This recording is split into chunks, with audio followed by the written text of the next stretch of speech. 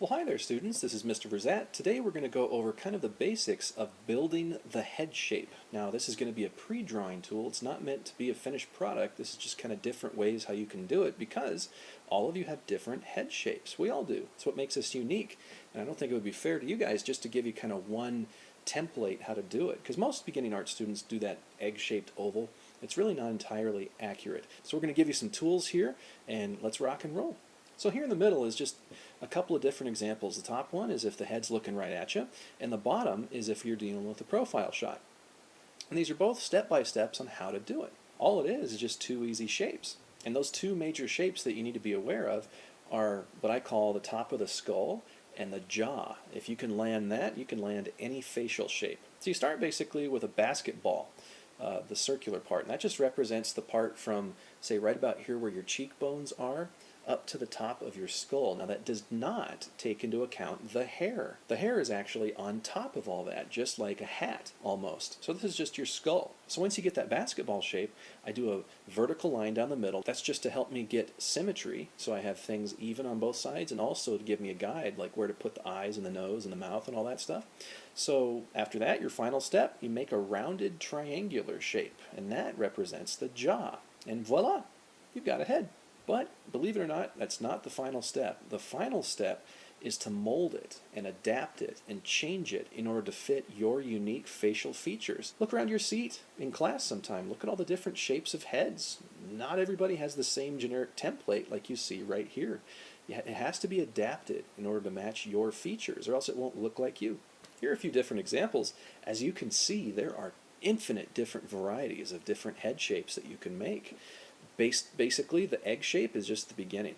From there, you can make the jaw bigger. You can make the skull basketball shape smaller. All it involves is just adapting those two parts to look different. Do you make them longer, narrower? Are you going to make them wider and crammed closer together? It's really up to you. You can make any facial shape in the world. I didn't look at anything when I drew these. These are just generic little pre-drawings, just manipulating the different elements of the head shape. Let's take a look at some non-examples. This is what I see most of all. Most beginning art students, when they go to do a portrait of themselves, they just copy the template. They make that same egg shape without adapting it after they've drawn it. Now, it's okay to do the egg shape, but when you do the egg shape, erase some of those lines and have them kind of conform more to what your facial features look like. It's kind of funny when you got a student who has a very, say, round face and they draw the egg shape for their portrait. It just doesn't match. So try to avoid having the exact same thing as your neighbor. Try to change it up, make it unique. It makes it interesting. It makes it so you're not stuck inside a little box when you're drawing.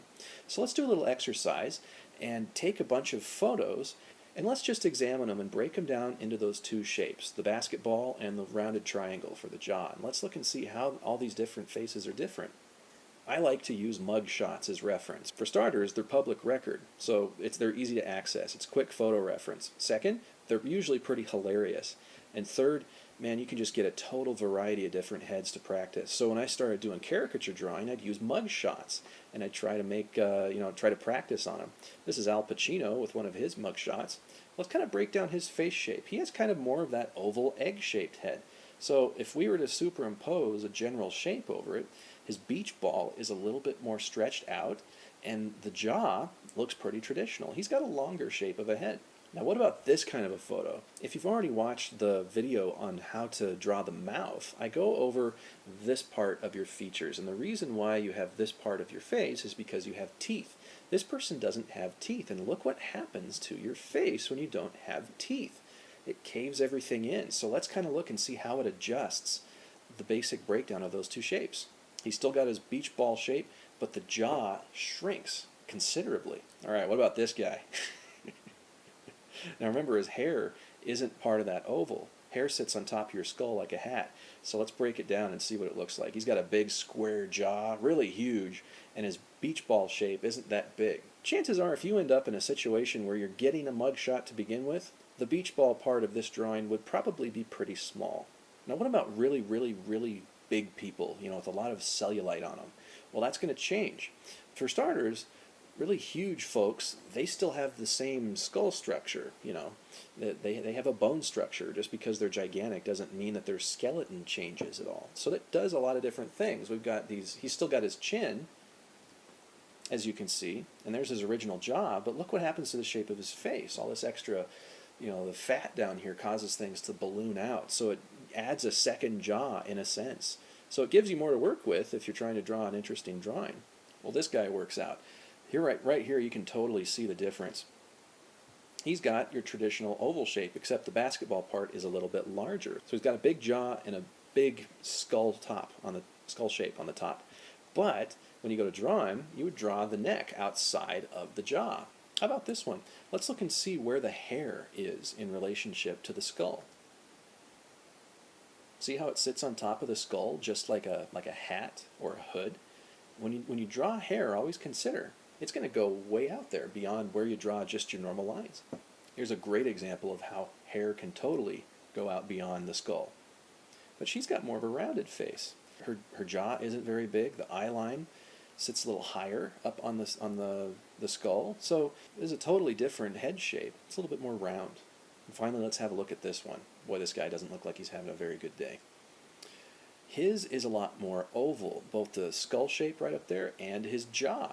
And notice how much overlap there is. His jaw goes all the way up where his cheekbones are, even past it. And his eye line is way the heck up. But that might have to do with the fact that the cameraman's a little shorter than him.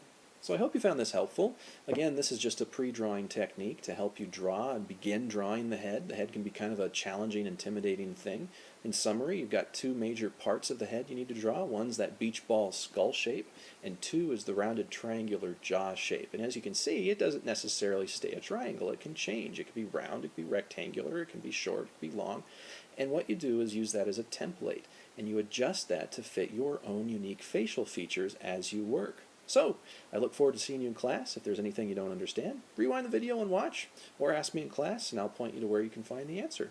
Take care. Bye.